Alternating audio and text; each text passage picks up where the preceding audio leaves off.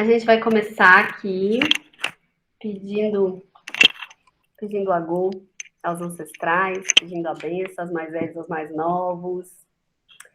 Queria me desculpar com vocês um pouquinho pelo atraso. Eu estou num espaço novo aqui, foi um pouco confuso de conseguir acessar a internet aqui hoje. Mas agora já deu tudo certo. Achei a rede, o modem, reiniciei, deu tudo certo. Eu queria começar fazendo a minha audiodescrição. A gente tem feito isso em função da acessibilidade.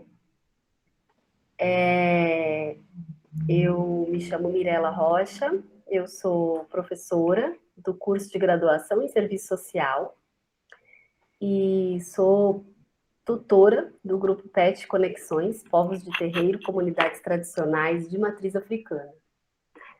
Eu sou uma mulher negra de pele clara, de cabelo cacheado. Eu estou usando um vestido branco, de alcinha. Estou em Porto Alegre e aqui está calor hoje. Estou numa parede com fundo verdinho claro.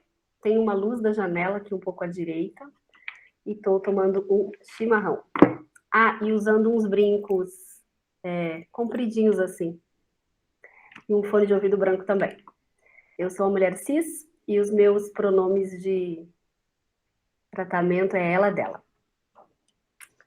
A gente pede que todo mundo, quando for comentar ou se apresentar, faça audiodescrição em função do tema da acessibilidade, né? E do respeito à diversidade, né, de gênero e sexual. Então é isso, queria começar, como já falei anteriormente, pedindo a Gol, pedindo licença aos ancestrais, pedindo a bênção, mais velhos, mais novos, dizendo que é uma alegria imensa estar aqui com a Adriana, para ouvi-la, para comentar esse filme que é tão lindo. As estudantes vão apresentá-la. Eu gostaria só de, inicialmente, apresentar um pouquinho esse projeto, né? Esse é um projeto que a gente pensou inicialmente, assim, para botar na rua, botar em escola, botar em terreiro, botar em praça, mas que não foi possível, porque ele já começou e logo veio a pandemia, a gente teve que fazer uma adaptação em função, né, desses tempos que estamos vivendo para o trabalho remoto. E aí aconteceu isso, a gente readaptou e pensou em fazer o projeto dessa forma, o Cinepet, trazendo sempre uma produção cinematográfica de cinema para tratar de temas como a formação social brasileira, o racismo em suas diversas expressões, o tema da cultura, o tema da luta e da resistência do povo preto no Brasil, o tema da dança, o tema do folclore, o tema da capoeira, o tema do tambor.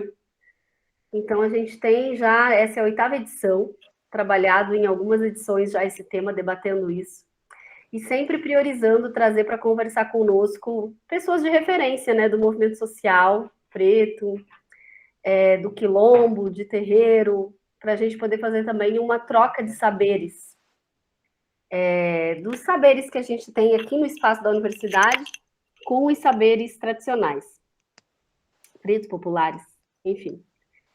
Eu não vou falar sobre o filme, porque acho que é a Tati que vai apresentar, tanto o filme quanto a nossa convidada especialíssima de hoje. Queria agradecer a presença de todos e todas e todos, e dizer para seguirem a gente nas redes sociais e para acompanharem aí as próximas edições desse projeto no próximo ano. E espero que a gente tenha um bom debate. Axé. Tati? Oi, gente, boa tarde. Estou muito feliz, tem muita gente conhecida aqui. Eu queria agradecer a todo mundo que tirou um tempinho nessa terça-feira para o Cinepet. A presença de vocês é fundamental para compor essa 8ª edição. Queria agradecer às minhas amizades, familiares, colegas, enfim, pessoas próximas e nem tão próximas assim. Para quem não me conhece, me chamo Tatiana, ou Tati, para os mais íntimos, ou nem tão íntimos assim. Meus pronomes são femininos, ela, dela. Eu sou graduanda de Serviço Social da UFRJ, sou bolsista do PET Povos de Terreiro, extensionista no projeto de Serviço Social, Assistência Social e Inclusão Produtiva, e também sou estagiária na Secretaria Municipal de Assistência Social do município de Nova Iguaçu. Eu sou uma mulher preta, do cabelo crespo, estou vestindo uma blusa vinho, usando um cordão, eu uso óculos. O meu fundo é rosa pink, uma parede bem cheguei, com umas platileiras ali atrás. E, sobretudo, eu gostaria de apresentar essa ilustre presença que compõe o debate de hoje e agradecer por ter aceitado o nosso convite. A Adriana Martins, que é feminista, mulher preta de axé, ativista do Movimento Negro Unificado. Ela é da Articulação de Mulheres Brasileiras da Comissão de Combate à Intolerância Religiosa e também da Frente Nacional Antirracista e do jornal Empoderado. Falando um pouquinho do documentário, o documentário Ori, ele vai ser debatido e ele vem carregado de significados. A palavra Ori, ela significa cabeça e está relacionada a uma linha intrínseca entre passado, presente e futuro. A gente vai entender um pouquinho melhor ao decorrer do debate. É um documentário de 1989 e é dirigido pela cineasta Raquel Geber. A partir dos textos e narração da incrível, maravilhosa e importantíssima Beatriz Nascimento, uma mulher preta histórica, sergipana, que migrou para a região para a região sudeste, mais precisamente para Cordovil, bairro do subúrbio carioca. E aos 28 anos ela foi aprovada no curso de História da UFRJ, iniciando sua carreira acadêmica e de militância com importantes estudos. Posto isso, ela foi bem reconhecida por esse documentário, que recupera os percursos dos movimentos negros que emergiram no Brasil entre 1977 e 1988. E em alguns estados, como Minas Gerais, Alagoas, São Paulo, a Beatriz Nascimento marcava presença nos movimentos sociais negros organizados. Ela narra a diáspora transatlântica, que parte da ideia de transporte da África para a América, criando-se uma nova civilização. E a partir disso, o documentário tem o quilombo como fio condutor. Sendo assim, a 8ª edição do Cinepet percorre, juntamente com o documentário Ori, um caminho de reinvenção e luta. E as propostas para o debate se configuram nessa linha, né, que é o panorama social, político, cultural do país, a busca de uma identidade que contemple também as populações negras, a importância do quilombo, o tema Ori, como eu já tinha falado, enfim. Os informes. A Adriana ela vai ter 25 minutos de fala, e depois que ela terminar, a gente vai abrir blocos de 3 perguntas, tendo até 5 a 10 minutos para responder.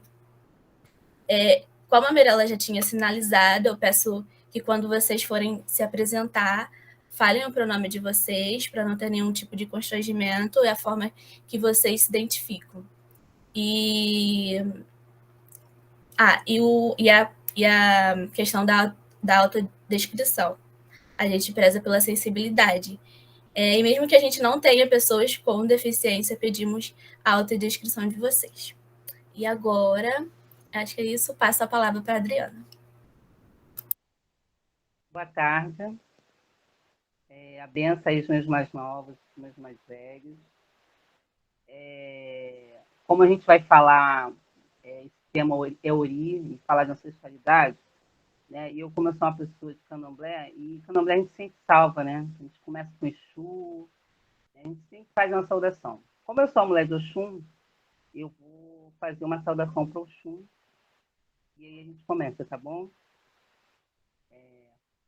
O Juoró que ofere o mim, o Juoró que ofere o mão, o Juoró que ofere o mim, o Juoró que ofere o mão, o Juoró, o Juomi, o Juoró que ofere o mão, o Juoró, o Juomi, o Juoró que ofere o mão.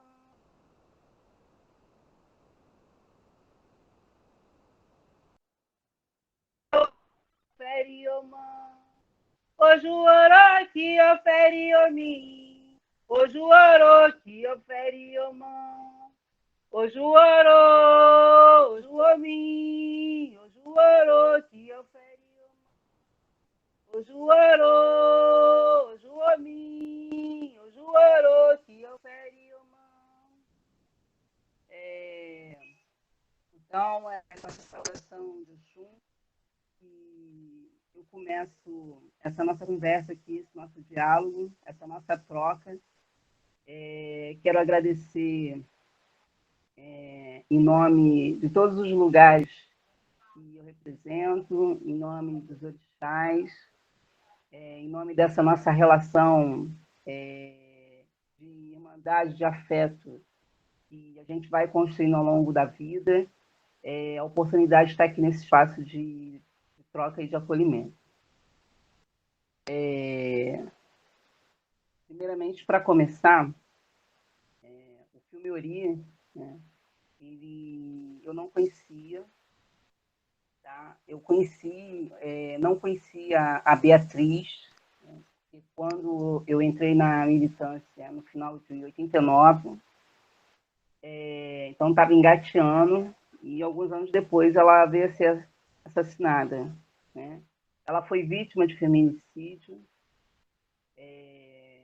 A Beatriz, ela foi separar uma briga de violência doméstica num bar, lá no Rio de Janeiro, que eu não estou no Rio, e ela acabou sendo assassinada pelo marido da mulher que estava sendo agredida. Nós, enquanto movimento social, movimento de mulheres negras, fizemos algumas mobilizações para que a gente conseguisse fazer com que o agressor e com a pessoa que assassinou, o homem que assassinou a Beatriz, viesse a pagar, né, pelo seu crime. Conseguimos, depois de muita mobilização. Tivemos várias idas e atividades no Fórum do Rio de Janeiro. Beatriz Nascimento foi uma mulher negra, historiadora, que, assim como Lélia, ela ousou botar o dedo, né, dentro da universidade, o dedo, o pé, o coração, o próprio Ori dela, dentro da universidade, e começar a mexer nas estruturas da organização educacional da academia. Né? Eu não sou mulher acadêmica, né? Eu falo enquanto ativista, né? E falo enquanto representante, né, da comunidade terreiro. Mas Beatriz, como Lélia, fizeram com que a academia, que ainda não chegou no ponto que elas desejavam, né, com toda a sua sapiência, com toda a sua dedicação que elas tiveram para fazer com que o pensamento branco eurocêntrico dentro da universidade ele começasse a ser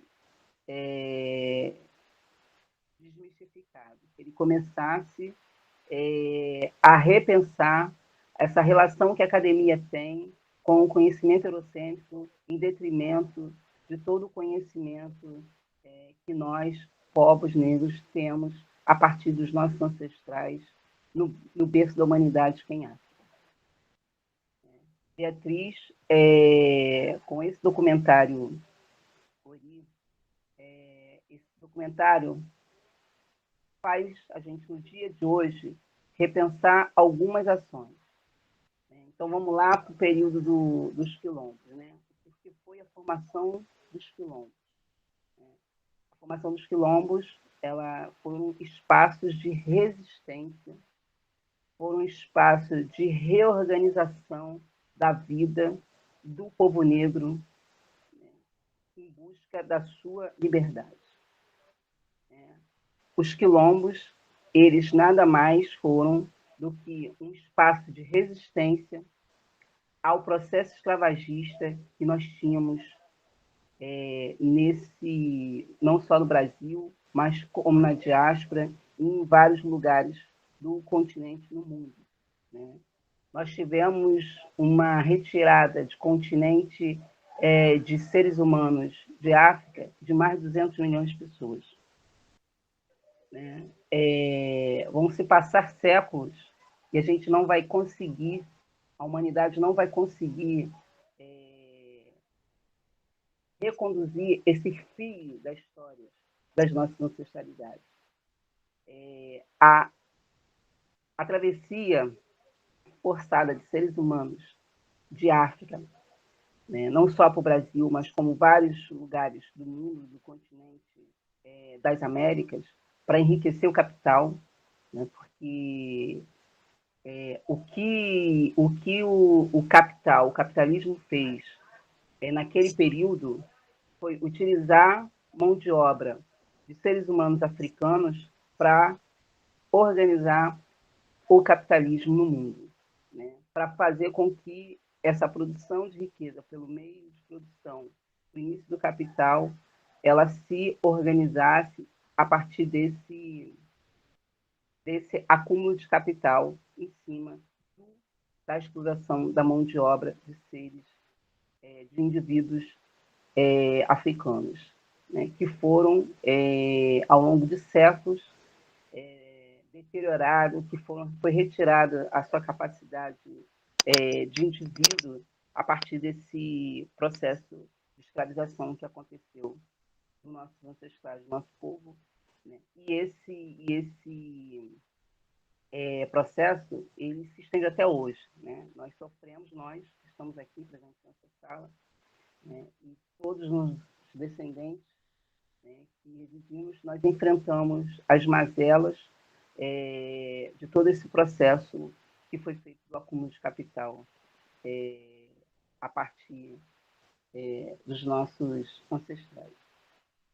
Então, esse filme Ori, se nós olharmos ele bem, nós vamos vendo que ele passa uma boa... É como se fosse uma cronologia, né? Eu não sei se quem aqui assistiu conseguiu visualizar isso.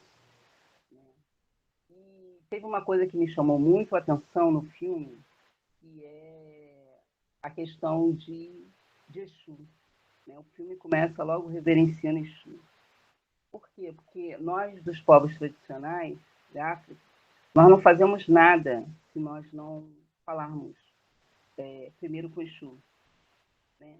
Nós vivemos num país onde a cultura do ódio ela avança sem precedentes a cada dia com o aumento do fundamentalismo.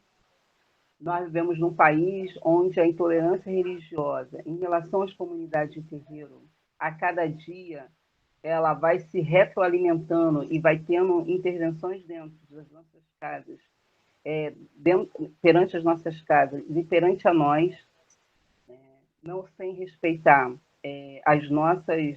a nossa fé. Nós tivemos, por exemplo... Não, daqui a pouco eu entro nisso. Então, Exu, voltando à questão de Exu, apesar de todo esse processo de ódio, de fundamentalismo e de intolerância, colocar Exu como se ele fosse... coloca como demonizando Exu, colocando Exu numa categoria do mal, né? Exu, para nós, povos ancestrais, comunidade de terreiro, Exu, ele é o senhor da comunicação, tá? Exu, ele é um veículo onde tudo que a gente quer conversar entre o Aê e o Orum, Aê, para quem não sabe, é terra, e Orum é céu, tá? Que, na verdade, são duas energias de tempos diferentes, né? Terra e universo. Então, a gente não consegue fazer essa comunicação com nenhuma energia, com nenhum orixá, com nenhum Odum, se primeiro a gente não fizer uma referência a Exu. Então, Beatriz, eu não sei se ela era uma mulher iniciada, eu não consegui identificar isso no filme, mas ela tinha um profundo respeito, né? Esse documentário mostra um profundo respeito em relação às religiões de matriz africana, comunidades terríveis. Né? E ela mostra isso a partir dessa reverência a Exu. Né? E passa a questão da incorporação. Né? Começa assim. Bom, o filme também, ele fala, ele passa por alguns momentos da cultura, né? E a gente vai vendo ali a questão do funk, do rap, da música. Ele passa também pela questão das relações raciais dentro da universidade, que é o lugar de fala de Beatriz. Esse lugar de fala que, como eu comecei já falando aqui, é um lugar de fala até hoje eurocêntrico, né? Que tanto Lélia quanto ela ousaram a dizer na cara da academia que esse lugar precisava ser repensado. E até hoje, esse legado vem se mantendo. Né? Vocês, com esse trabalho do PET, que está na sua 8ª edição, eu vi que é um belíssimo trabalho, continua fazendo esse legado. Não posso falar agora. Continua fazendo esse legado de Lélia e de Beatriz. O filme Ori, como é colocado o tema, ele fala de... Ori quer dizer cabeça, né, como Tatiana colocou. E essa dimensão de antes e pós a iniciação que o filme nos remete, né, esse filme ele quer dizer que é possível que nós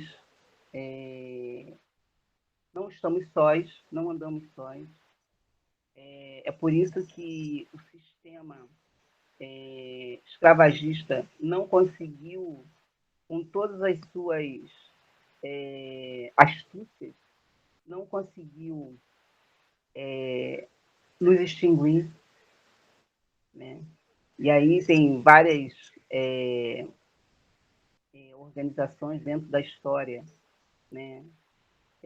Organizada pelo racismo, para que fizesse essa extinção a partir das concepções de Lina Rodrigues e vários outros teóricos brancos escravagistas que defendiam o escravagismo fizeram para que conseguíssemos exterminar. E eu acredito, tenho essa certeza de que isso só foi possível a nossa continuidade e todo o nosso processo de luta pelo fim do processo de escravagismo por conta da ancestralidade. Mesmo na atualidade, nós só conseguimos resistir a toda... Porque agora a gente tem uma... Como é que eu posso colocar? Nós temos uma organização de reação racista contra o nosso povo, e ela já passou do capitalismo para o neoliberalismo, que ele é muito mais contundente, muito mais feroz para o nosso povo. Nós vimos aí, nesse período da pandemia, né, o quanto o nosso povo ele está à margem da sociedade.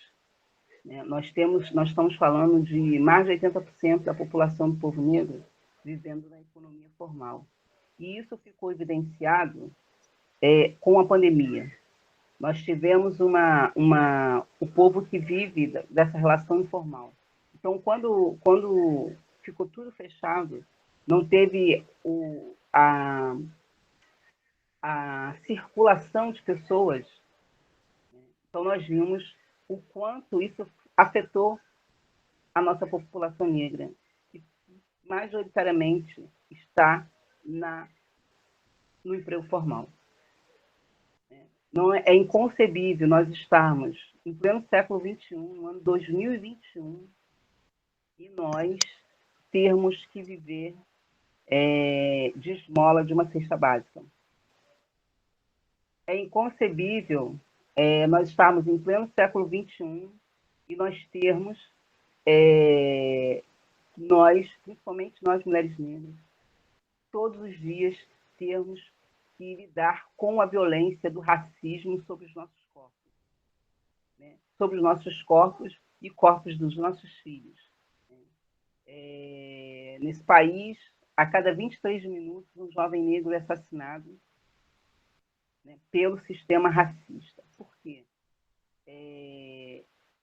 Há uma política organizada pelo neoliberalismo de descarte de seres humanos no mundo.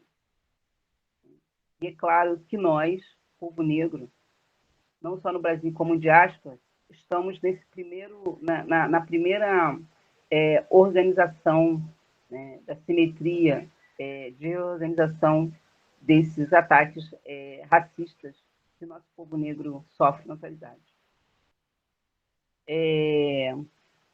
O filme Ori também nos remete, né, a como foi o nosso processo em busca por liberdade de luta contra o processo escravagista através dos quilombos. Né? Porque os quilombos eles foram um espaço de resistência. Né? Nos quilombos, ali nós tínhamos não só mulheres e homens negros que conseguiam se livrar das amarras do racismo, mas nós também convivemos com brancos e com indígenas dentro dos espaços dos quilombos. Então, o filme também nos mostra o quanto o quilombo foi um espaço revolucionário de reorganização. O filme Ori também, eles nos diz, nos mostra, naquele diálogo que tem dentro da universidade, né, ele fala também dessa coisa da ascensão, né, da negação, uns querendo e outros não querendo a ascensão, ou a possibilidade de ascensão, acho que fica melhor, em relação à questão a partir do momento que você estuda, trabalha, né, e acha que por estudar, trabalhar, você vai estar livre das amarras do racismo. O filme Ori também vem mostrar isso, e Beatriz também vem mostrar isso em todos os seus registros. Eu acredito que nesse período de 1977 a 1988, eu acho que eu não tenho como não deixar de registrar, que é o surgimento do movimento negro unificado, que eu faço parte. O movimento negro unificado nasceu na ditadura militar, a partir de uma agressão, uma violenta agressão a um jovem negro na cidade de São Paulo. Então, Milton e alguns outros companheiros, na época, resolveram enfrentar o sistema da ditadura e ousaram, né, enfrentar a ditadura e fundaram o Movimento Negro Unificado. E de lá para cá, várias outras organizações surgiram de enfrentamento ao racismo, e todos os dias vem surgindo. Né? Não só organizações, mas vem surgindo grupos de conexões. E eu acho que também, desse tempo para cá, eu acho que um dos movimentos também que sobressaíram muito na luta antirracista foi o de movimento de mulheres negras, né, que foi o feminismo negro. Essa resina organizada por Sueli Carneiro, nossa mestra, assim, a pessoa que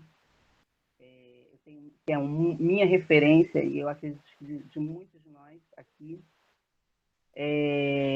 Então, o feminismo negro, apesar de eu dizer que o nosso feminismo negro não começou a partir do movimento de mulheres negras, eu sempre, quando eu falo, eu digo que o nosso feminismo negro ele começou a partir da primeira mulher que foi retirada do solo africano, que até então nós éramos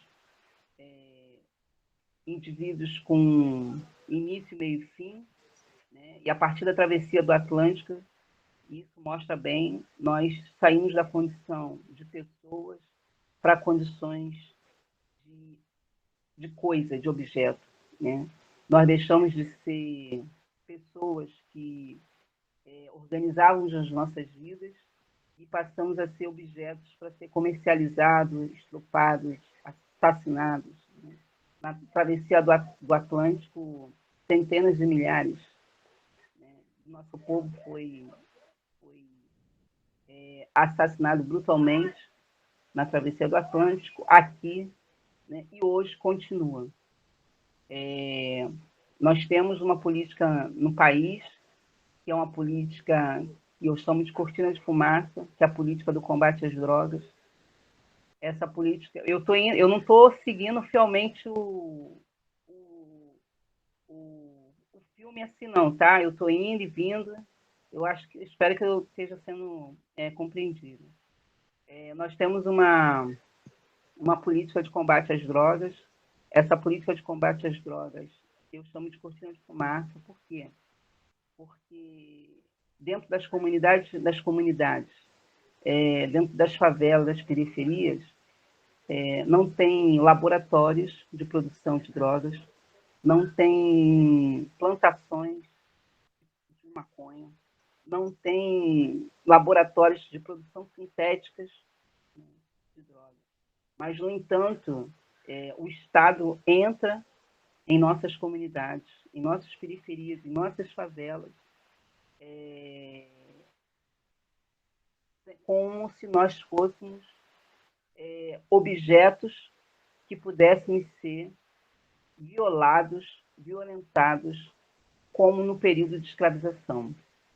Então, eu estou colocando isso para mostrar que no período escravagista você tinha toda aquela violência racial, e essa violência racial ela só vem transvestida para a atualidade com uma outra roupagem, mas é a mesma violência. Nós temos, né, um Estado que ele não nos vê, que eles negam a nossa humanidade. Quando o Estado ele entra, mete o pé na porta e viola as nossas casas, está assassinando o nosso povo, principalmente os nossos jovens, e agora, né, as nossas crianças, mais de 60 crianças foram assassinadas no Rio de Janeiro, só no estado do Rio de Janeiro, né? Então, nós antes estávamos tendo a nossa juventude negada, com assassinatos dos nossos jovens negros, e hoje temos nossas crianças. Tivemos como é que é o nome dela? A jovem que foi assassinada lá no Lin, Kathleen, né? Que é a Kathleen. Né? A Kathleen estava grávida, ou seja, aquele bebê negro, né? E aquela mulher negra, né? Aquele bebê negro ou seja, hoje a gente já não está conseguindo, por conta dessa violenta organização do capital de política de exterminar seres humanos na humanidade, principalmente nós, povo negro, nós já não temos nem a condição de nascer, né, com o processo violento de relação da forma como o Estado lida dentro das nossas comunidades e periferias num pseudo combate às drogas. Uma outra coisa também, na atualidade, que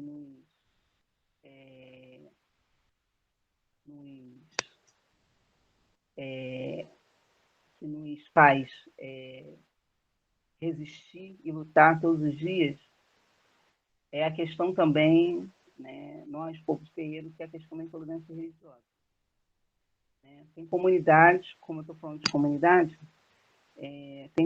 muitos de nós estamos tendo os nossos terreiros fechados, invadidos. Nós temos situações dentro da Comissão de Combate à Intolerância Religiosa, de que muitos lugares não se pode nem colocar roupa branca à vista para ser estendida. Uma roupa branca, como essa. Estou com um camisul.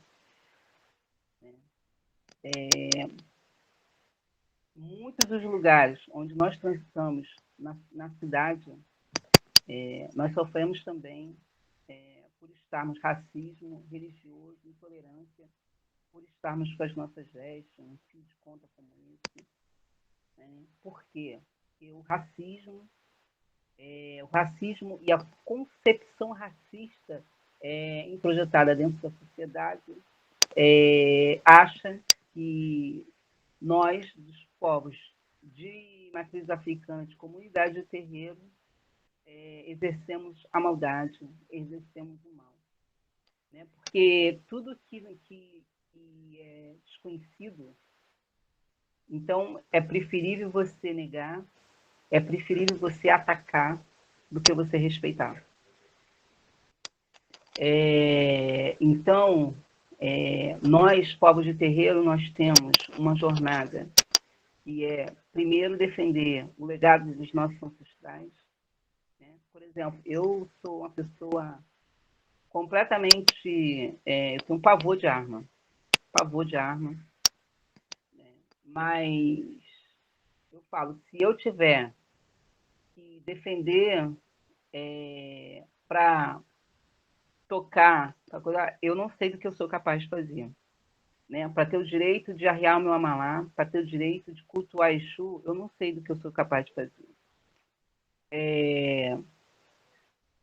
Dentro das comunidades de terreiro, nós somos eu acho que a única religião que sempre respeitou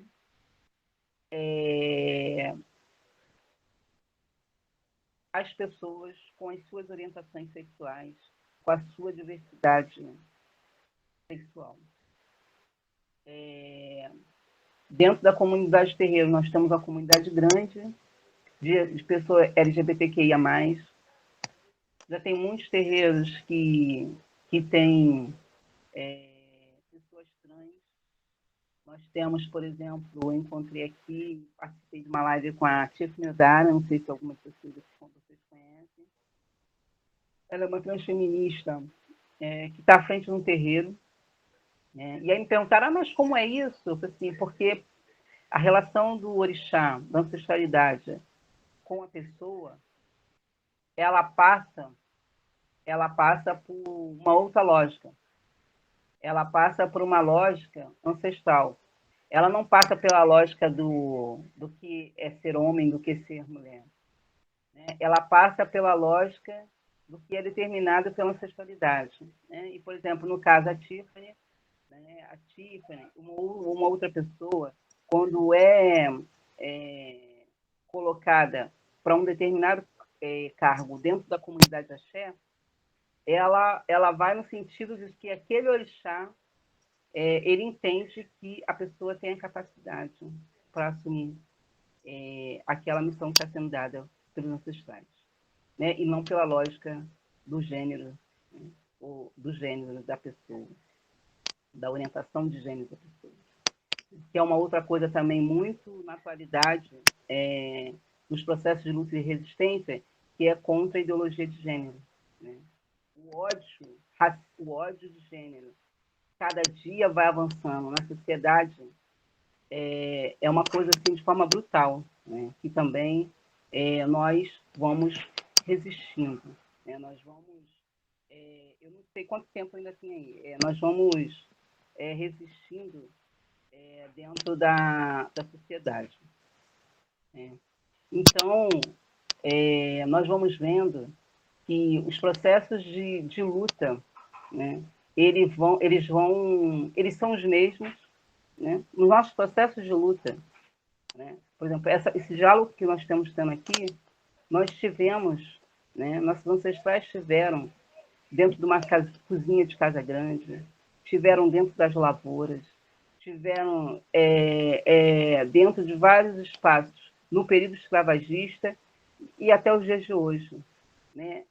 Só que a gente vai também se reinventando, a gente vai reinventando a nossa luta, a gente vai reinventando a nossa capacidade de organização, a gente vai reorganizando a nossa capacidade de intervenção, né? Para que a gente possa conseguir a nossa existência dentro da humanidade, né? Porque, como eu falei, o racismo ele tem essa capacidade de reinventar sua metamorfose para tentar nos aniquilar enquanto povo, mas não vai conseguir. Não vai conseguir por conta desse espírito, né, que nós temos de viver em coletividade, né? E o filme Ori mostra isso, essa capacidade, e eu acho que a partir dessa pandemia, eu aproveito para deixar a minha solidariedade, né, a todas e todos que tiveram algum ente querido perdido nessa pandemia, né, e minha solidariedade também a todos os povo da ciência, né, que se nós já estamos conseguindo ter a nossa vida um pouco na normalidade dentro ainda do processo pandêmico, nós temos que reverenciar a academia e a ciência, né? Sem isso não seria possível, apesar da gente viver num país onde o chefe de Estado golpista, negacionista, tenta o tempo todo negar, né, toda a contribuição que a ciência vem dando ao longo da humanidade e principalmente nesse período da pandemia.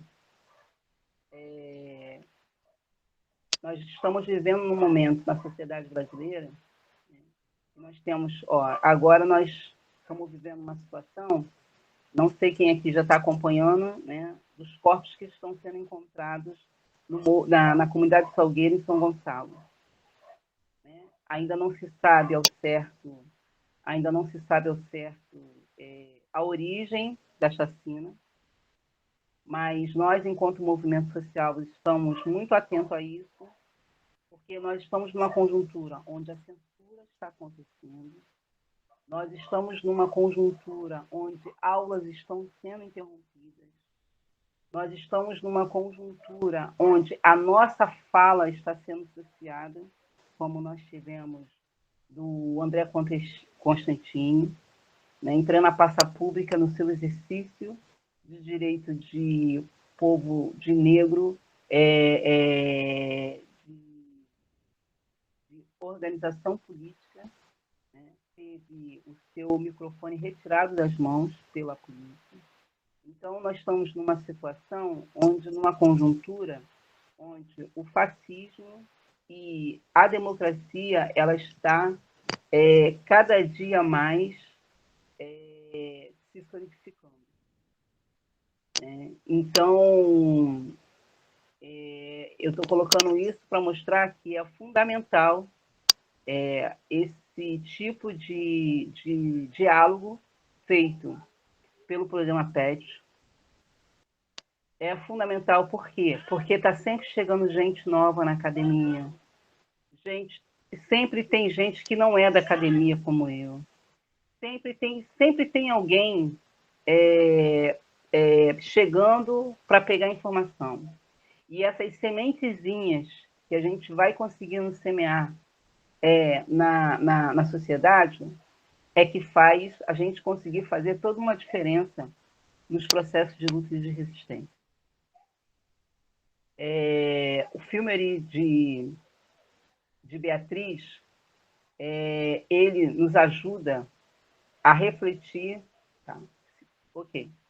Ele ajuda a fazer com que nós reflitamos a nossa capacidade de resistência, né, a todo o processo de brutalidade do racismo na sociedade brasileira e na diáspora, né? Faz com que a gente reflita e repense as nossas relações.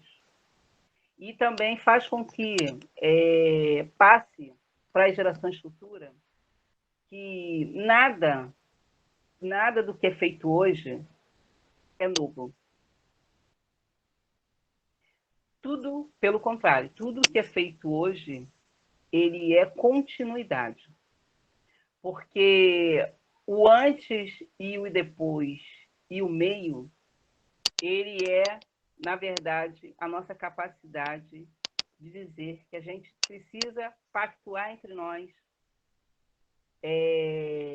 Quando eu falo pactuar entre nós, a humanidade, ela precisa repactuar uma lógica que não é a lógica do consumo pelo consumo, né? Que não é a lógica da brutalidade,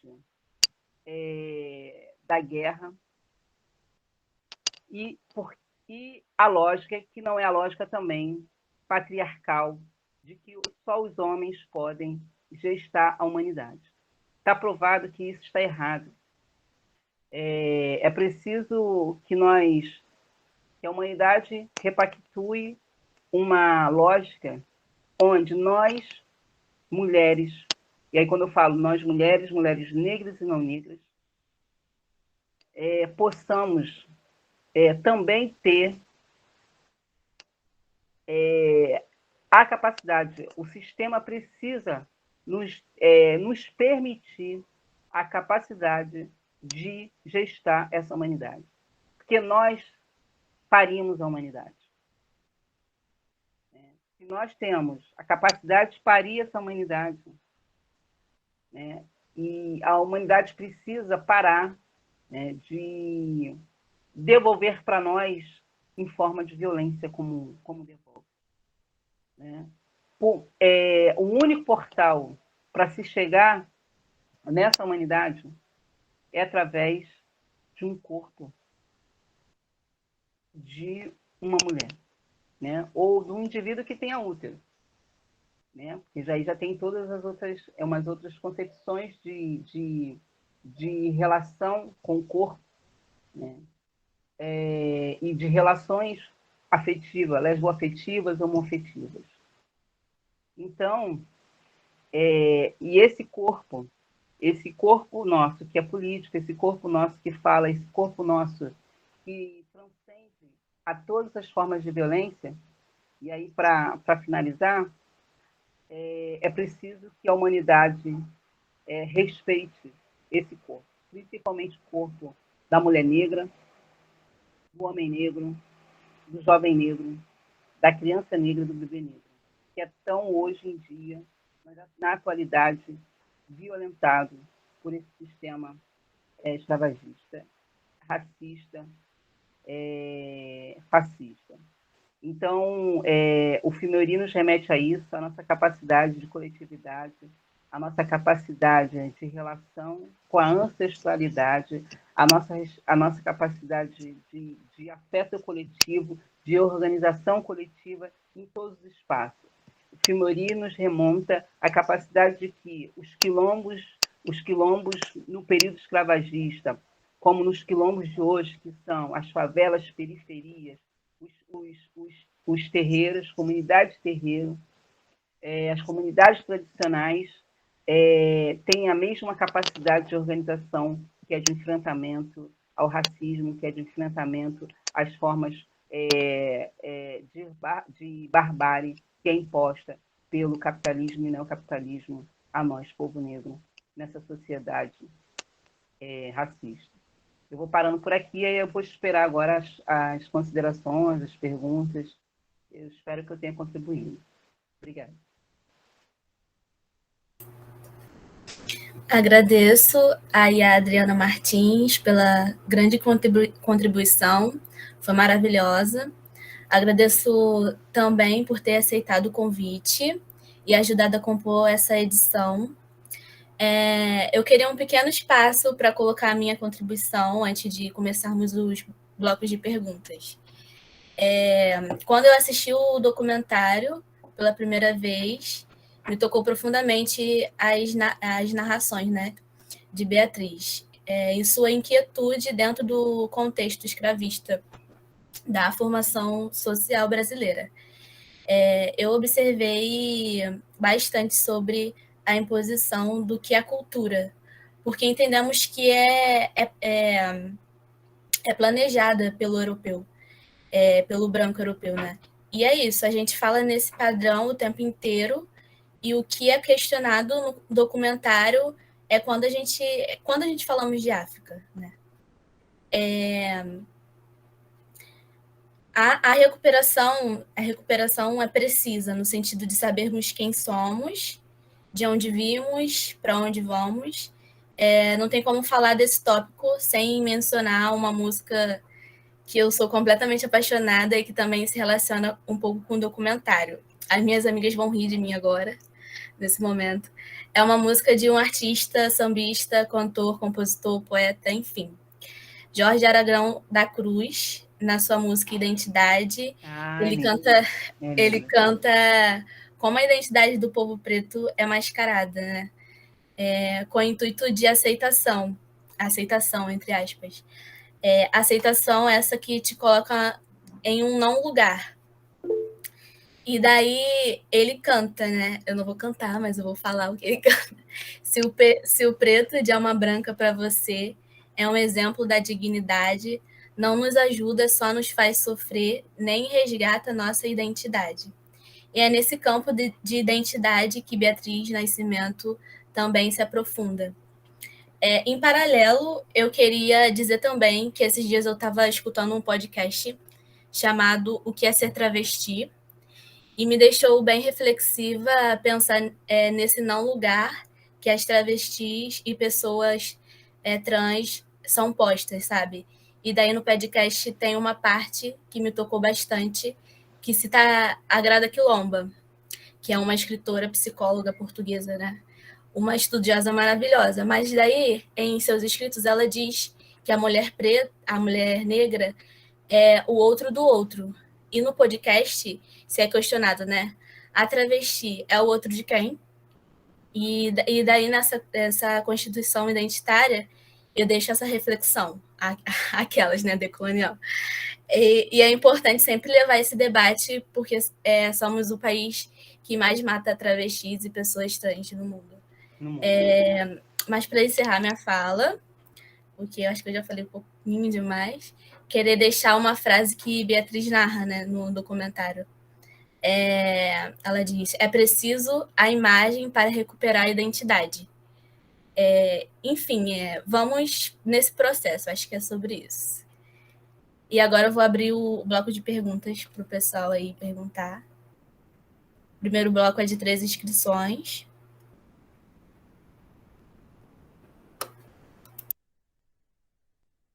Aí vocês podem escrever aí no chat quem se inscreve ou levantar a mão.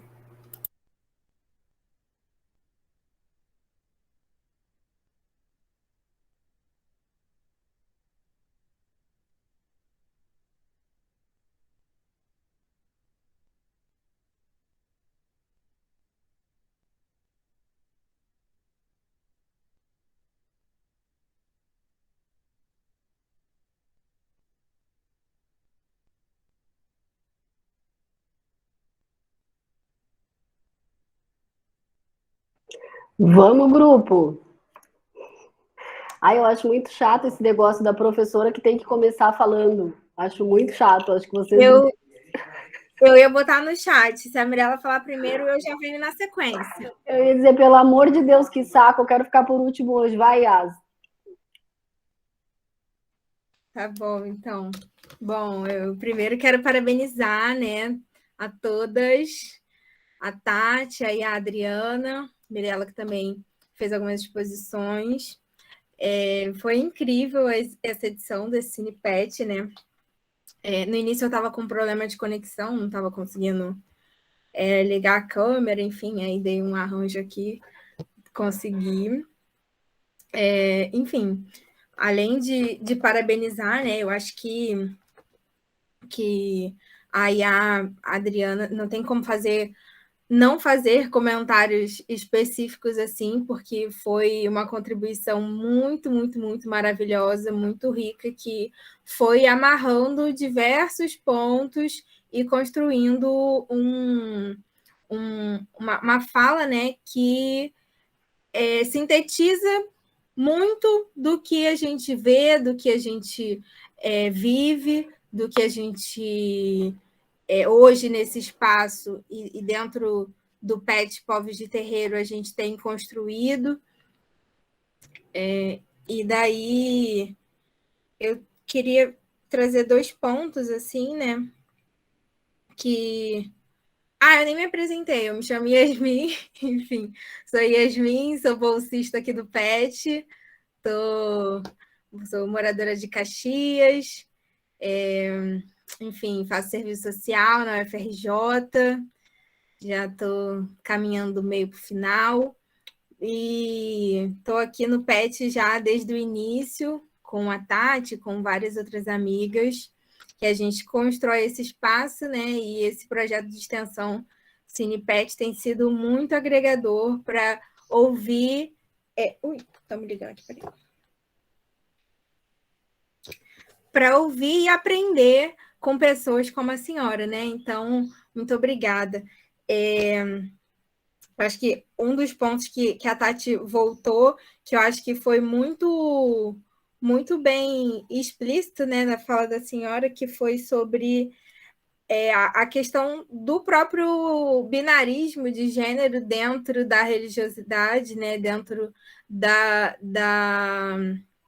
do candomblé, enfim, das casas de axé, porque você colocou muito uma coisa que a gente tem trazido muito nas nossas discussões, né, sobre essa lógica, ela não caber à espiritualidade, né, essa lógica que a gente foi obrigado a viver, né, foi inserida nas nossas vidas, ela não significa que ela faz parte da gente, que a gente tem que aceitá-la, né? Então, quando você traz isso e quando você intersecciona, né, correlaciona com várias outras questões, como questões de mulheres negras cis, especificamente, quando você fala da questão da Kathleen, que traz grávidas, que traz todas as mulheres que estão as mulheres e também as travestis que estão nesse contexto todo é muito muito bom ver como o espaço da academia está agregando todos nós, né? E como você falou sobre ser um lugar de troca que é importante e como acaba sendo isso, nessa confluência de saberes e a gente nesse espaço também traz bastante. Então, enfim, agradecer, dei uma embolada, mas no que importa é que fiquei muito feliz com a explanação e parabenizo também muito a minha amiga Tati, foi maravilhosa. Já sabia que ela ia trazer o Jorge Aragão. Quando ela falou, não sei o quê, já sabia que vinha. E porque realmente é uma música muito forte, né? E que acho que acaba atravessando a gente de alguma forma. Bom, é isso. Muito obrigada. Espero que vocês estejam tendo um ótimo CinePad, estejam gostando tanto quanto eu dessa edição.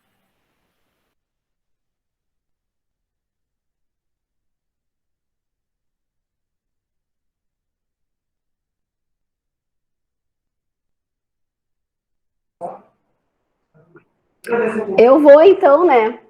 Mas eu gostaria que as pessoas, por favor, se inscrevam, aproveitar aí a nossa convidada e esse evento maravilhoso. Esse filme é muito bom.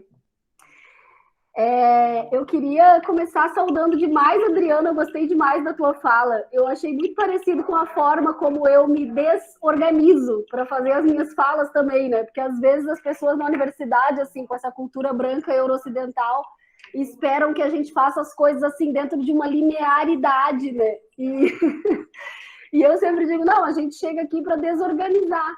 Então, é o seguinte, a gente vai falando, né? Na nossa cultura não é bem assim, né? A gente faz um xirê em sentido anti-horário. Então, a gente está trazendo as coisas aqui à medida no tempo do coração também. É isso. Eu achei muito bom, me identifiquei demais. Queria te parabenizar muito. Gostei de muitas coisas que você colocou, assim. Eu acho que você conseguiu relacionar várias coisas, assim. Esse filme, ele é muito bom, né? Eu tô, assim, igual a Yas também, muito emocionada, porque esse filme, ele congrega muita coisa, né? Achei maravilhosa também a mediação da Tati, trazendo aí o Jorge Aragão, esse tema da identidade. Porque o filme, ele fala sobre essa necessidade da gente se reconhecer, né? Para além desse lugar, desse olhar do branco, que diz assim, isso aí que vocês fazem é religião, é cultura, é folclore, assim, num lugar que tenta subalternizar as nossas expressões e as nossas formas de vida, que também tem cultura, também tem relação com o sagrado, mas é para além disso, é uma outra forma de ver a natureza, de ver o outro, de ver, né? De se organizar politicamente, culturalmente, espiritualmente, é uma parada muito mais, assim, filosoficamente, mais profunda, né? E aí eu acho que o filme vai trazendo esses vários níveis, assim, de debate, né? Fala um pouco sobre essa perspectiva da gente enquanto ser atlântico, né? Assim, enquanto alguém que está migrando, né? E aí está migrando por territórios diversos, assim, a gente está em diáspora, a gente, a partir disso, se misturou aqui, os nossos ancestrais foram estuprados, e a partir disso a gente está aqui, formando uma nação, né? E aí, o que isso significa? Como é que a gente se reconhece? Como é que a gente faz a nossa identidade? Como é que a gente se pensa para fora desse olhar do colonizador? Então, tem uma pessoa que eu sigo na internet, que eu adoro muito, que é a Anin Urassi, e ela fala muito, assim, sobre a necessidade de todo dia a gente acordar e matar o homem branco, ocidental, burguês, que tem dentro da gente, né? Que é um pouco como essa perspectiva desse homem branco, ocidental, burguês, foi socializando a gente, dizendo o que era importante, né? Foi dizendo o que era, como é que a gente deve olhar, né, para o mundo, e como é que o mundo deve olhar para a gente, e como que não adianta a gente tentar se reconhecer nesse olhar, a gente precisa ir afirmando o nosso lugar e a nossa filosofia, a nossa forma de vida para fora desse olhar, e mostrando como isso é relevante, como isso é bonito, como isso é muita coisa, né? Isso é escola de samba, isso é quilombo, isso é um movimento negro organizado, isso é 1 milhão de coisas nas quais a gente está, como falou muito bem aí a Adriana, resistindo contra essa brutalização da vida do racismo, mas também criando.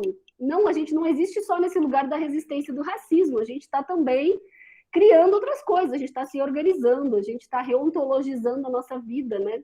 Em processos diversos, assim, na forma de lidar com o sagrado, na forma de fazer política, cultura, né? Então, eu gostei demais dessas reflexões, queria agradecer muito, assim, dizer que eu amo muito esse filme, que eu gostei demais da fala da Adriana e da fala da Tati. Gostei dessa reflexão sobre a gente ser um corpo político, né? Que mesmo que a gente não esteja politicamente organizado dentro daquilo que a sociedade diz que é uma organização política válida, né? Partido, sindicato, assim, isso que é mais assim considerado, né, do ponto de vista do olhar sobre a organização política, né? Mas que a gente faz quilombo, e que a gente tem Teresa de Benguela, que foi lá e que criou toda uma organização política no quilombo, um modelo pioneiro, e que a gente faz terreiro, e que terreiro também é política. Terreiro não é só religião, terreiro também é filosofia, terreiro também é política. E a gente faz samba, e samba também é política. Então, assim, sobre como que a gente tem esse olhar que ele é muito mais multidimensional, né? para as nossas expressões e para as nossas formas, a nossa existência enquanto corpo político.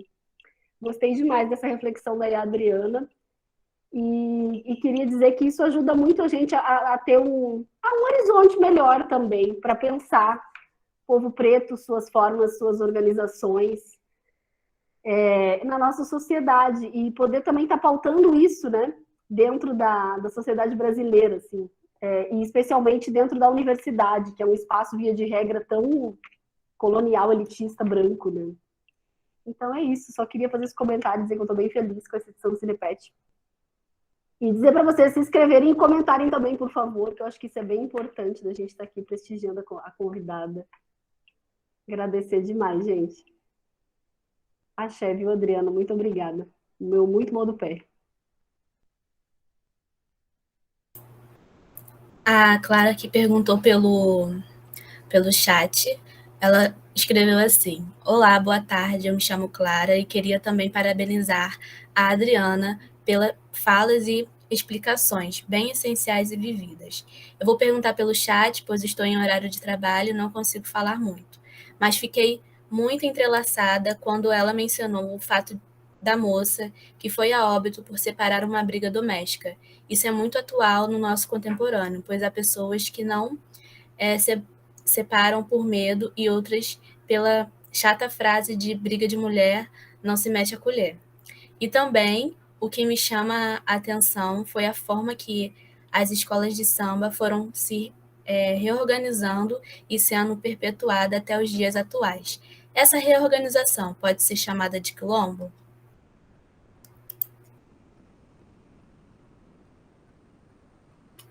Adriana. Eu já vou poder falar ou vai aguardar? Já posso? Pode falar. Tá bom.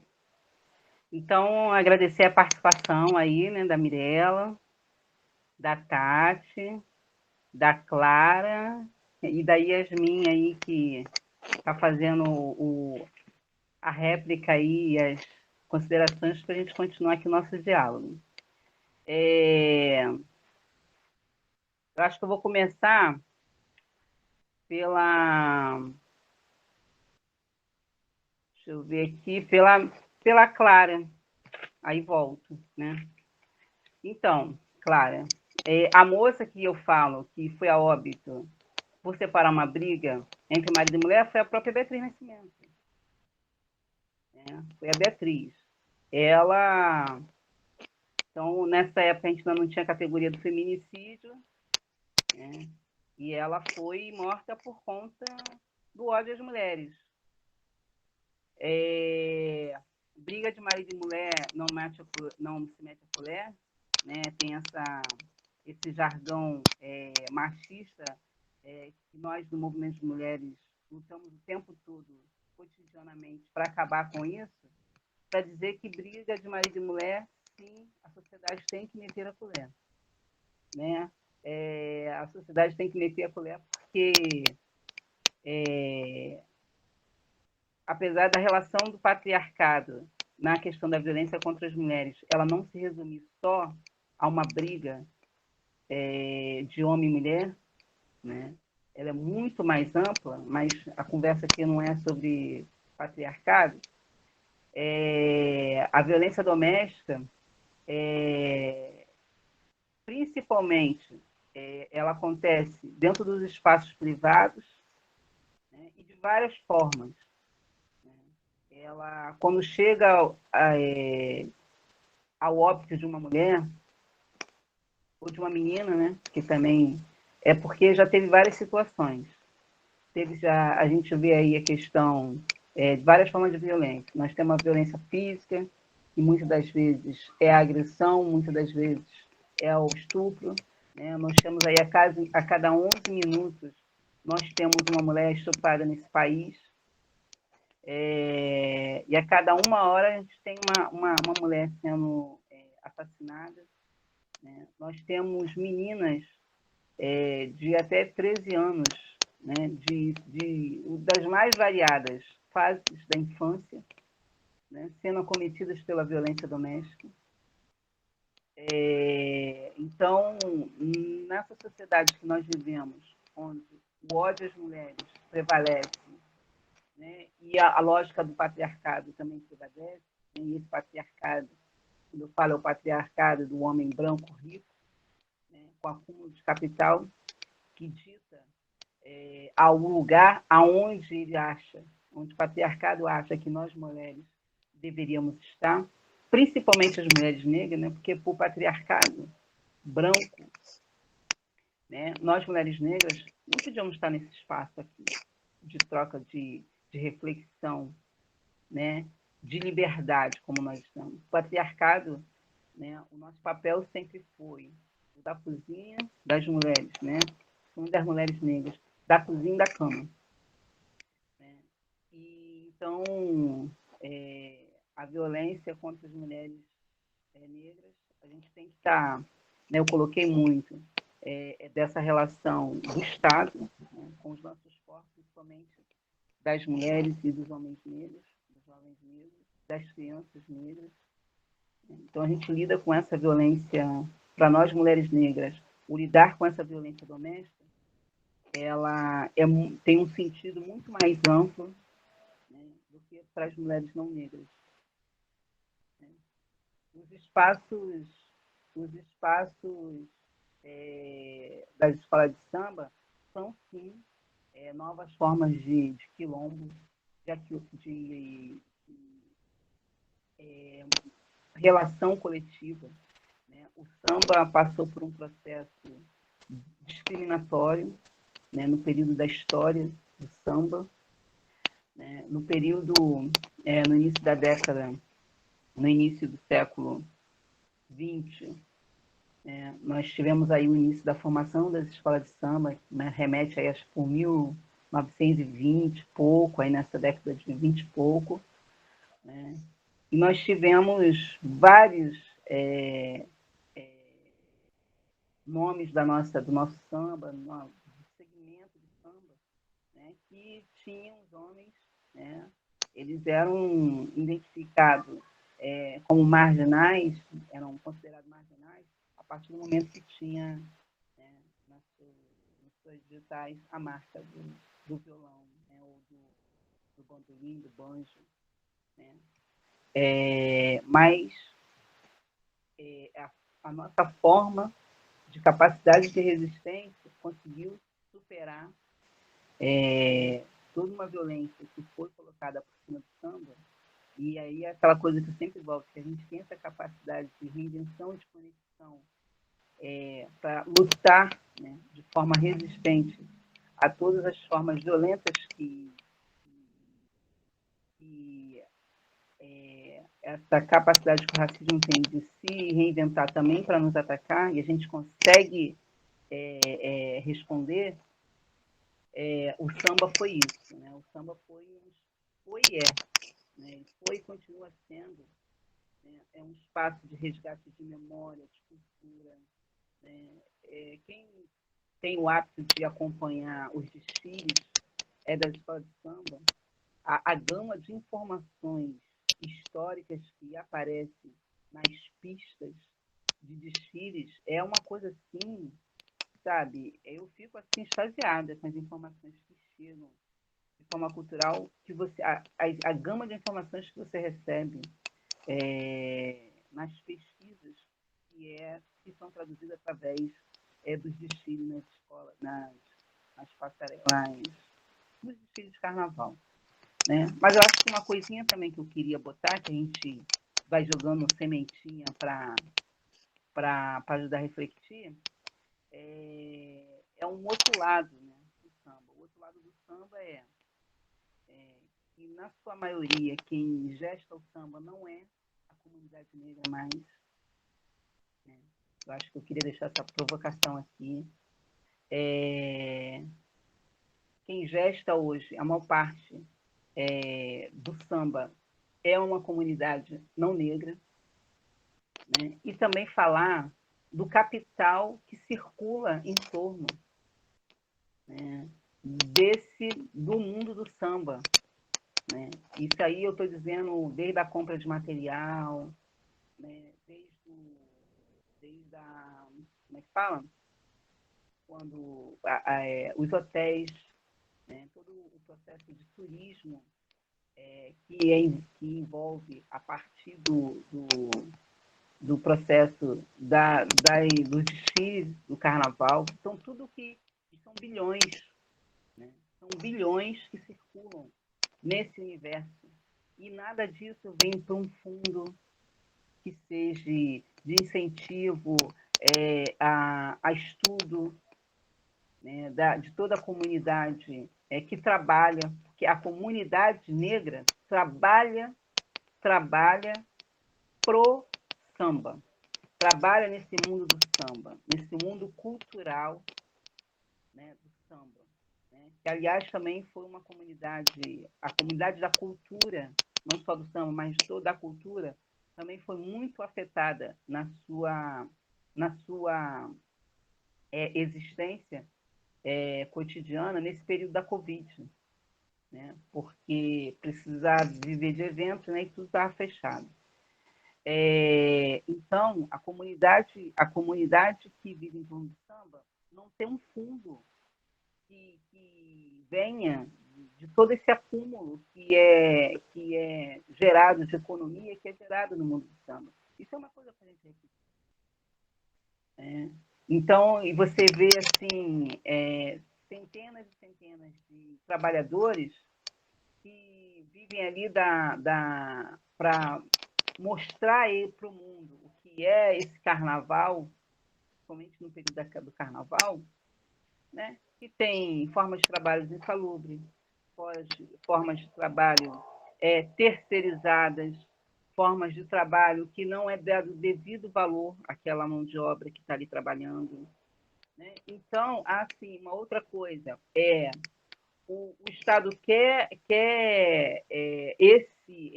essa cultura na rua para alimentar a ganância de quem realmente ganha, né, com esse período, principalmente do carnaval, mas você não dá, por exemplo, incentivo às pequenas agremiações, né, que não está na grande mídia, né, aos blocos afros, né, aos pequenos blocos afros, às organizações de rua, né? E o espaço do samba, ele é um espaço que também está sempre se reinventando também, né? Hoje, por exemplo, o espaço do samba, vamos dizer assim, os destaques, né? Os destaques não é para quem realmente faz o samba, o destaque é para quem pode pagar, tá naqueles espaços de destaque, né? Ou é para mostrar uma atriz de uma determinada rede de comunicação, ou é para mostrar uma modelo, sabe? E não, por exemplo, hoje a maioria das rainhas de bateria não são negras, são poucas as escolas que têm rainhas de baterias negras. Então, é o mundo negro sendo administrado, sendo invadido pelo não negro. Tá? Mas os espaços do samba ainda continuam sendo espaços de forma de resistência e de quilombo, sim. Claro. E aí, a Mirella também, ela vai colocando essa coisa do reconhecer a natureza, né, dentro das religiões de matriz africana, né, na sua fala você colocou isso. Então, porque a religião de matriz africana, ela é essencialmente natureza, né? Nós cultuamos a natureza cotidianamente, né? Nós cultuamos a folha. Então, por exemplo, vamos dizer assim, a música que eu cantei no início, ela é uma música de entonação religiosa para uma folha de Oxum, para um ritual dentro do candomblé, que se chama sasanho. Tá? Então, que é a forma de trazer a energia para aquela folha, e aquela folha ela vai se transformar num banho que vai ser dado numa outra pessoa. Então, percebe a lógica? Essa lógica né, de trazer a energia, de botar energia naquele elemento para poder passar energia para aquele corpo.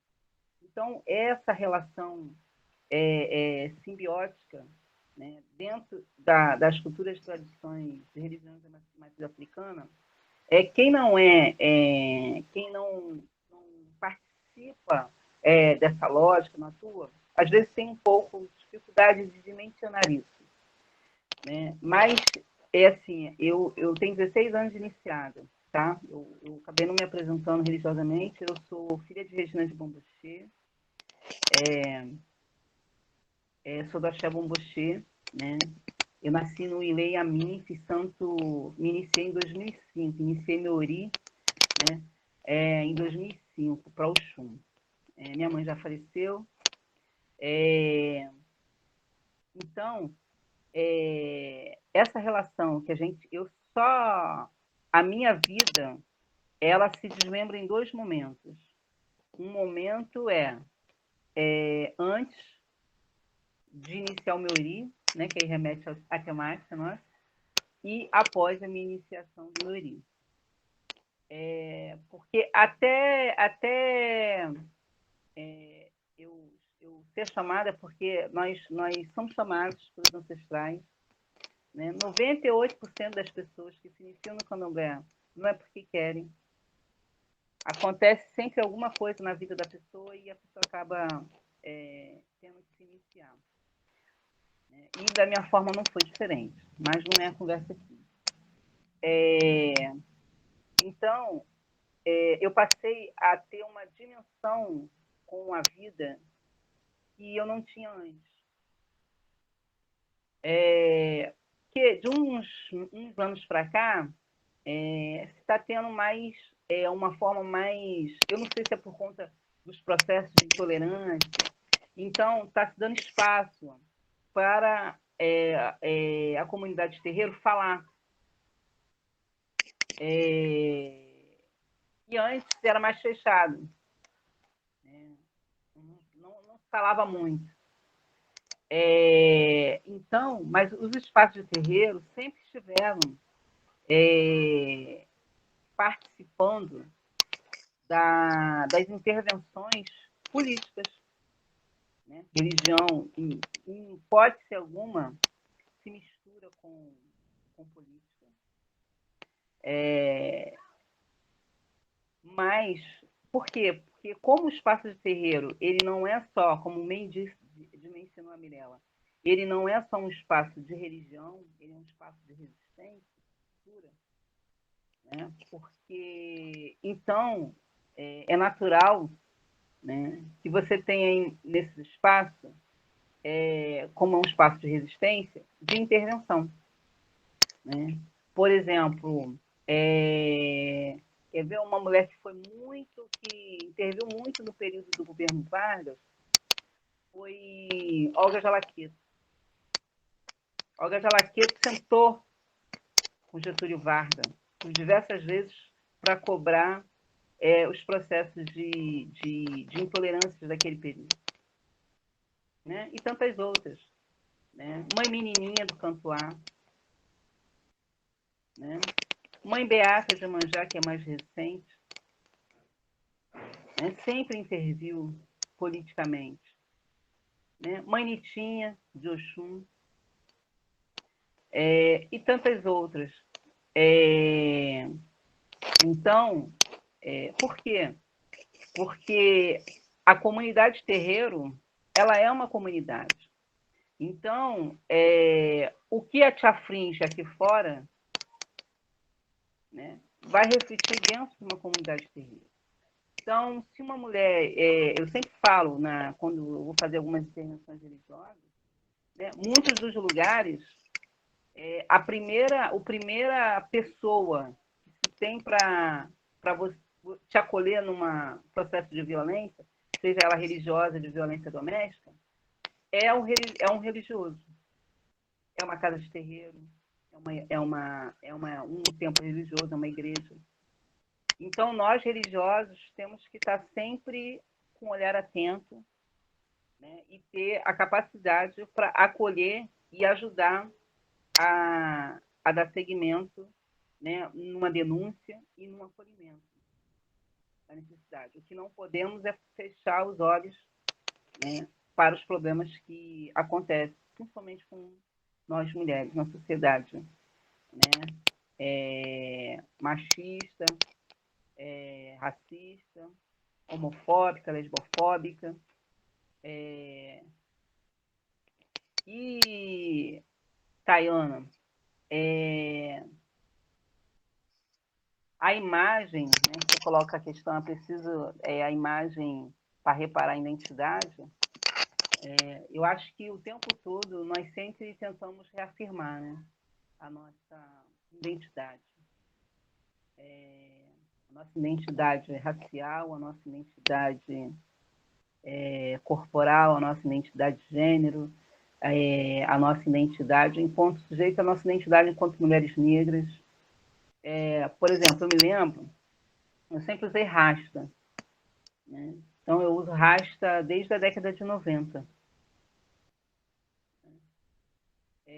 Hoje, é uma moda, né? Tem uns rastas hoje sintetizados, né? Mas eu lembro que o meu primeiro rasta, que chegou até aqui assim, mais ou menos no nível da cintura, né? Eu cansei de receber puxão no cabelo. Teve uma vez que eu fiquei com o cabelo preso na porta do trem, porque eu entrei e alguém puxou meu rastro. Hoje também tem assim um modismo, né? Não sei se é um modismo, mas também, de repente, é a afirmação dessa identidade colocada por Tatiana, né? Que é a do turbante. Mas isso há 30 anos atrás, 35 anos atrás, usar um turbante é uma aberração. Ainda tem muitos lugares que é tido como, sei lá, uma coisa do outro mundo. Primeiro que se assemelha às indumentárias do culto de religiões de tradições africanas, né, de povos de terreiro, né, que já vem passando aí por esse processo todo de intolerância. Então, às vezes você está com turbante, as pessoas acham que você é de terreiro. Está de roupa branca, então pronto, é de terreiro mesmo. Então, você passa por algumas formas, alguns processos discriminatórios na sociedade. Mas, nesse período lá atrás, andar com um turbante na rua, com uma roupa, era um negócio assim do outro mundo. Né? Eu lembro que no bairro que eu fui morar, eu moro na cidade de Nova Iguaçu, Tatiana. Você é de Nova Iguaçu também, né? Eu faço estágio lá, mas eu sou de São João. De São João. Mas é da Baixada, né? Eu moro em Nova Iguaçu. Então, nesse bairro, quando eu fui morar, que eu cheguei a primeira vez, eu andava assim, nas ruas. E, assim, é um bairro da Baixada, né? De maioria negra. De maioria negra. E eu me sentia, assim, num outro planeta. Né? E isso há 26 anos atrás. Não tem tanto tempo assim. Entendeu? Mas hoje, né, eu já vejo lá uma juventude já com esse rasta sintético e tal, né? Porque aí tem um certo modismo, né? E eu continuo resistindo com o meu rasta aqui. Bom, enfim, eu acho que é isso, né? Eu acho que essa forma de resistência, de aquilombamento, ela tem que sempre acontecer. Mais uma vez, eu quero parabenizar esse programa PET, né, da FRJ, por estar, né, por ter essa troca com vocês, por me dar esse espaço, a oportunidade, me dar a licença para estar junto com vocês nesse diálogo. A gente sempre passa e recebe, então, assim, eu estou muito grata pela a troca também que eu estou levando. Dizer que é um programa importante para nós, povo de matriz africana. Gostaria de não perder o contato, que a gente pudesse estar mantendo esse contato, esse diálogo. Quando tiver outros para mandar, a Tatiana, se a gente for mais nessa troca, você possa estar mandando, vai ter, tal dia vai ter, para eu poder entrar também, se puder ajudar e conversar.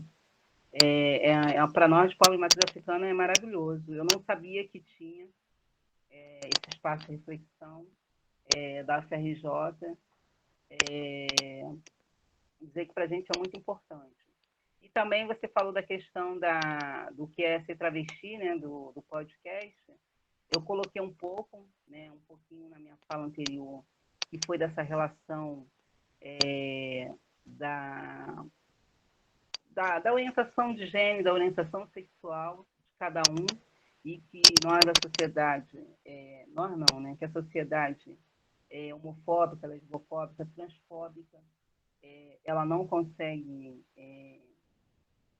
avançar, né, numa cultura que seja diferente dessa que está imposta, de assassinar as pessoas com opções sexuais diferenciadas, né, de não respeitar. Então, a gente vai vendo que a gente vai passando de um lado para o outro, as mulheres negras, as pessoas trans, LGBTQI+, as mulheres. Então, a gente vai vendo que tem assim, sempre o que nos interliga, nos intersecciona é a violência, né? Uma violência cultuada, né, através do ódio e através também do não reconhecimento do outro e do não respeito ao outro, né? E eu acho que esse programa PET, ele vem no sentido de contribuir, né, nem que seja bem embrionariamente, mas contribuir para que essa realidade mude, né, para que essa realidade se modifique, para que a gente possa viver num mundo mais humano, com mais respeito, independente da fé de cada um, independente da orientação sexual de cada um, independente do gênero de cada um, de cada uma. Né? É isso, obrigada. Vou tietar aqui o namorado da Yasmin, que conseguiu contato com a Adriana, o Vitor Hugo. E daí, na verdade, eu falei... Na hora que eu liguei a câmera, nem foi proposital. Mentira, mentira. E daí o Marcelo Dias, que indicou a maravilhosa Adriana. Foi incrível a experiência. Eu estou muito grata pela presença de vocês. Foi incrível o debate e agregador. Peço para as pessoas seguirem a gente nas redes sociais. A gente está construindo um lindo trabalho. E sobre os certificados, a gente vai entregar em média, acho que 1 semana no máximo. E queria agradecer, e é isso. Obrigada a todos e beijos. Mirela, quer falar alguma coisa? Não, queria só agradecer demais, muito bom do pé, Adriana, ao Vitor, que nem sabia que tinha desse contato aí, mas dizer que vou pegar o telefone da Adriana aí depois para a gente continuar conversando, chamar ela para os próximos Cinepet, eu achei incrível.